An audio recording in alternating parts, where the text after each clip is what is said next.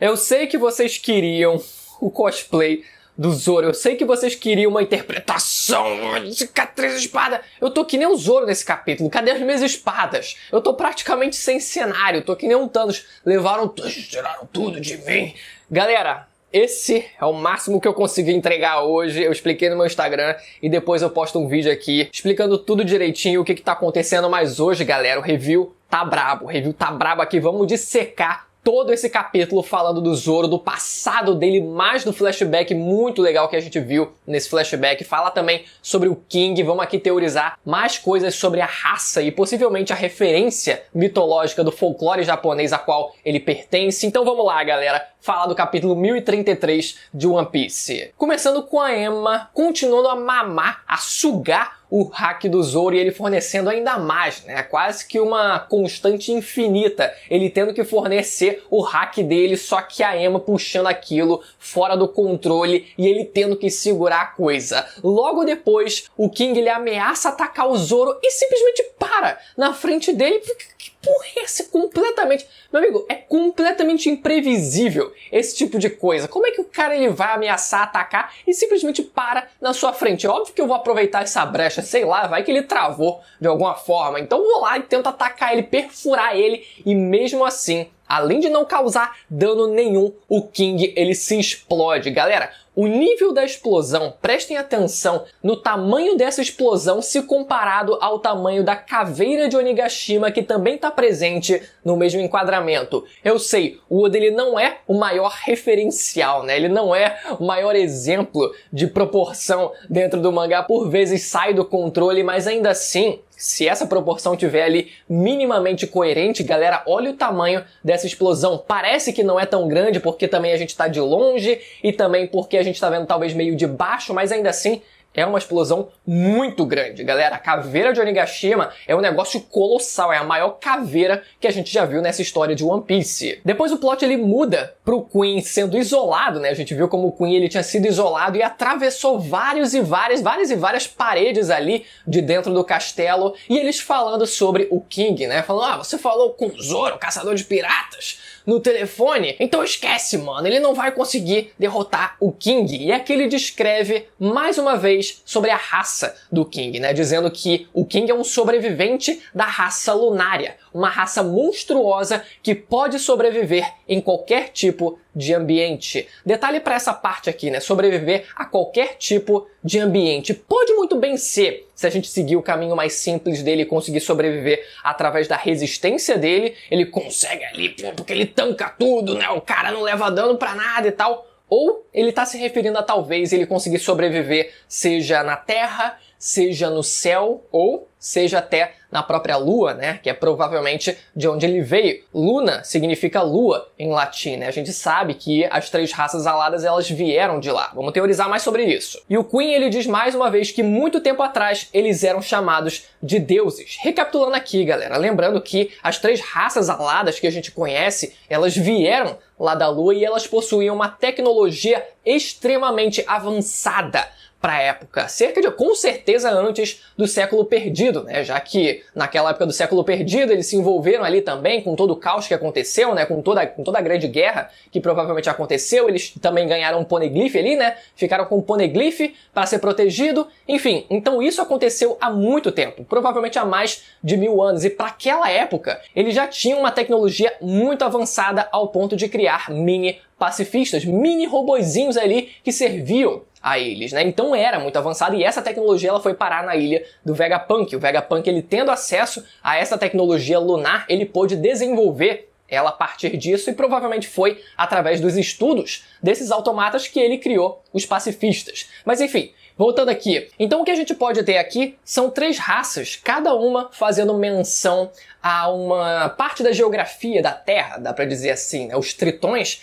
eles sendo referência ao mar, né? Ao fundo do mar, tendo também os Minks, eles sendo referência ali, né? À superfície da Terra, e tendo também aqui os Lunarianos, que eu não acho que eles vão ser simplesmente humanos com asas, assim como a gente conhece as três raças aladas convencionais. Eu fiz algumas pesquisas ontem e eu vou compartilhar aqui com vocês para ver se a gente consegue chegar em alguma conclusão a partir disso. Primeiro, eu acho que o King ele possa fazer referência a uma criatura mitológica do folclore japonês chamada de Kotengu, que possui suas asas negras, o seu corpo humanoide com bico de pássaro e por vezes aí nas suas ilustrações um fogo à sua volta, né? Contextualizando, a gente tem a figura clássica do Tengu, que seria uma referência aos guerreiros caídos, que em Wano a gente tem ali simbolizado pelo Hitetsu, né? Com a sua máscara vermelha, o nariz comprido e asas. A clássica figura do Tengu. E esse Hitetsu, ele quase que sendo confirmado como o pai do Oden, faz sentido, né? Ele ser classificado ali como um guerreiro caído, né, que acabou perdendo o trono. Mas aqui a gente tem a variação do Tengu. Na verdade, o Tengu ele tem várias variações ali na sua mitologia, né, no seu folclore, e uma delas é o Kotengu, que seria a representação mais antiga dos Tengus clássicos. Eles gostam de torturar os outros, né, muito parecido com o que o King ele tá fazendo aqui com o Zoro, e eles superestimam a sua inteligência em enganar humanos. Mas no fim, eles que são enganados, por exemplo, fazendo trocas absurdas, fornecendo material completamente valioso em troca de algo que na prática não vale de nada, né? Então, será que a partir disso, se a gente trazer aqui lá pro passado essa história, né? Será que os lunarianos, apesar de terem também, quem sabe, acesso a essa tecnologia, né? Uma tecnologia muito grande, muito avançada, quem sabe eles não teriam sido enganados pela malícia, pela malemolência dos seres humanos, né, fornecendo ali tecnologia, fazendo trocas injustas e por isso eles perderam esse título de deuses na Terra. Inclusive faz muito sentido a raça alada, né, as raças aladas, elas serem chamadas de deuses para os humanos na Terra porque eles tinham uma tecnologia extremamente mais avançada do que a Terra possuía, do que o planeta azul possuía. Então eles chegando ali, meu amigo, como se fossem os alienígenas, seriam os alienígenas do passado, eles chegando na Terra, faz sentido que eles tenham sido vistos como deuses. Outra coisa também é que algumas variações dos Tengus, eles por vezes são associados à proteção contra incêndios. O que é irônico, já que o King ele tem a sua alcunha sendo denominada de o incêndio. Seria o caso dos seus antepassados eles agirem da forma completamente oposta ao que a gente vê o King ele agindo hoje em dia, né? O King ele não chutando balde, não estando nem aí e realmente tacando fogo nas coisas. Será que os seus antepassados eles teriam essa prática de proteger o mundo, enfim, né? Localidades de incêndios?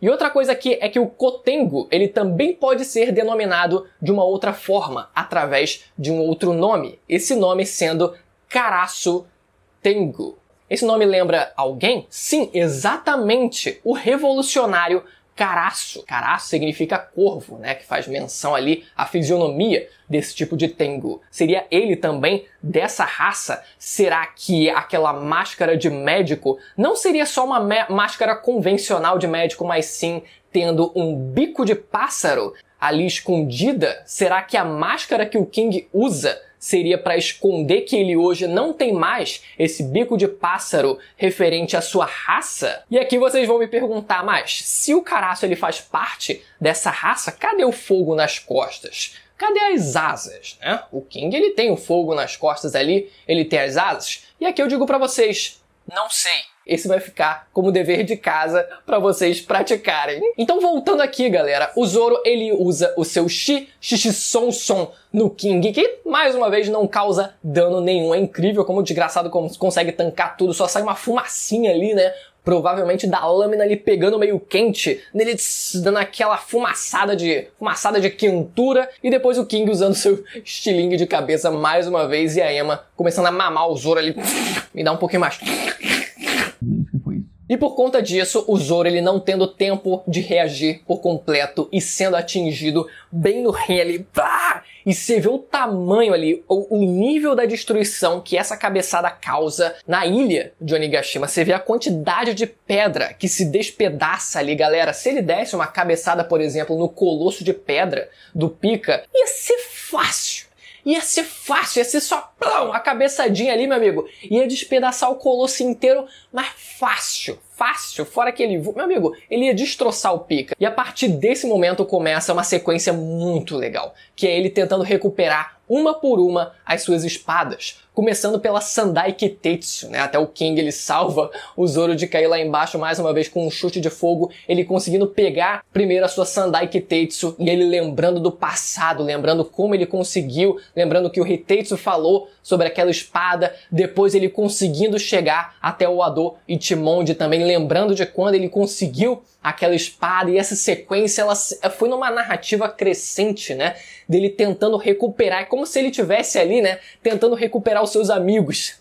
É quase que como se fosse isso, é como se fosse ali, cara, quase que como a sua família, todo o legado, toda a história de cada uma dessas espadas, e ali ele não pode perder, então ele vai uma e ele lembra de como ele conheceu, ele pegou a espada e depois, por último, ele pegando a Ema. E aqui nesse momento a gente tem muita coisa legal, mas muita coisa legal. Primeiro a gente descobre de quem o Zoro aprendeu a falar a palavra Snatch, que ele fala pro Momonosuke no capítulo 955, né? Ele fala, Zoro, você não pode falar essa palavra e tal. E ele diz, naquele capítulo, que ele aprendeu com o velho lá da vida dele, que ele só ouviu o velho falando, mas que ele mesmo nunca tinha falado por conta própria. Então, a gente descobre que esse velho era, na verdade, o Kozaburo Shimotsuki e oficialmente o avô da Kuina. Na verdade, a gente já meio que sabia disso, mas agora na perspectiva do Zoro, ele finalmente pôde entender isso, né? E mais do que isso, tem um detalhezinho que é sobre a forma com a qual essa palavra é escrita. Essa palavra, quando dita pelo velho, é escrita através de katakana, diferente de quando o Momonosuke ele fala que é através de hiragana. Galera, para quem não sabe, o japonês ele possui essas diferenças, esses diferentes alfabetos, e o hiragana ele é tipicamente japonês, um alfabeto japonês. Então o Momonosuke ele tendo mais raízes japonesas ali, ele escreve da forma tipicamente japonesa, enquanto o katakana ele serve para você escrever palavras estrangeiras. Então, como o Kozaburo ele saiu de Wano e foi parar lá no East Blue, é como se ele tivesse tido uma influência externa, e por isso que quando ele fala é escrito dessa forma, com um dialeto referente a palavras estrangeiras. Então as informações que a gente tem sobre o Kozaburo é que ele saiu ilegalmente de Wano há 55 anos, foi parar no East Blue, salvou uma vila de bandidos, que é a vila que a gente conhece, e fundou finalmente a Vila Shimotsuki, né? Ele se apaixonou por uma mulher enquanto treinava os habitantes da vila, e 4 anos depois ele teve o seu filho Koshiro Shimotsuki. O Zoro ele chegou a conhecer o velho, né, como eu falei, ainda em vida, já que no capítulo 955 ele diz que ouviu a palavra Snatch de um velho da vila dele. Então a gente vê a fisionomia desse velho através de um flashback dele com o Zoro, e o Zoro lá, a gente vendo que ele sim teve uma interação maior com esse velho, né, e eu senti, cara, que preencheu uma certa lacuna que eu precisava, porque eu sentia muito que o flashback do Zoro era muito fechadinho, sabe? Era tipo, escondia, parecia que escondia muita coisa, era meio que sufocante, era só o Zorinho ali perdido, sem a gente saber de onde ele tinha saído e tal, e a gente ainda não sabe exatamente, né? Mas ele lá na sua vila e tal, parecia que tinha coisa a mais ali, né? E a gente conseguindo abrir um pouco mais, eu acho que é interessante, eu me senti satisfeito lendo isso. Então a gente vê essa interação dele com o Kozaburo, a gente vê que essa interação, ela existiu, e a gente descobre que esse foi o velho que deu as 2 primeiras espadas para o Zoro antes dele ganhar a espada da Kuina, o Ado Ichimonji. Ele ganhou aquelas 2 primeiras espadas que ele passa a usar lá no comecinho, e são as espadas, as 2 espadas que ele usa para desafiar a Kuina através de uma luta, né, de um duelo de espadas real. Então o Kozaburo ele diz que cada espada possui sua própria personalidade, e os espadachins são aqueles que domam a sua natureza selvagem e subjugam a sua vontade. Galera, essa é a exata definição de como você desperta a sua Bankai em Bleach, né? Eu tô lendo agora, eu tô no arco da Soul Society, e é justamente nesse arco que a gente aprende, né, o que você precisa fazer para conseguir despertar uma Bankai. E é exatamente isso. Você precisa domar a fera, você precisa subjugar, você precisa na prática se tornar digno, né? A espada, ela precisa te aceitar, ela precisa... Tá bom, então. É como se fosse realmente um animal que precisa ser domado. E é isso que o Zoro ele precisa fazer. Ele não pode demonstrar insegurança. Ele não pode ter medo daquela espada. Ele tem que se impor em cima daquela espada. Isso é muito legal. Eu acho muito legal essa personificação do que é uma espada, né? Da relação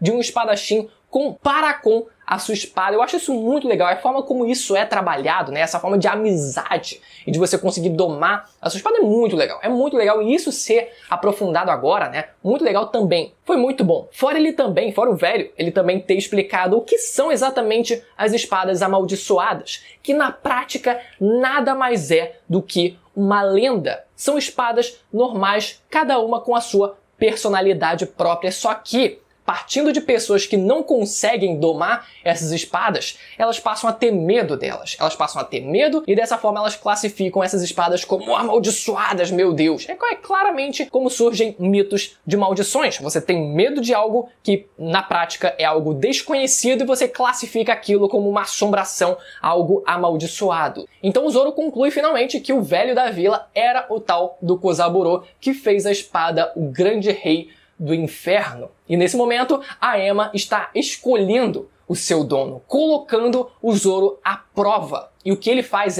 ele não precisa ter medo, ele não pode ter medo, e ele não pode duvidar de si mesmo. Quando ele estava lá, meu Deus, eu acho que eu não consigo, eu acho que o King é demais para mim. Não pode, você não pode duvidar, você precisa ter certeza de si. Você não pode demonstrar medo na frente de um animal selvagem. Não é isso que é ensinado pra gente, né? Você precisa permanecer e manter ali a sua postura. É isso que você precisa fazer. Tá muito mais aqui do que na força explicitamente. E nessa hora o Zoro apaga os randoms. Claro, né? Vai aparecer ali só uns randoms propositais ali só com a função de serem derrubados, e nessa hora ele lembra da promessa que fez com a sua amiga e o seu capitão, e os raios saindo das suas espadas, raios negros característicos de Haki do Rei, de Haoshoku no Haki, e o King perguntando, então você também quer ser um rei,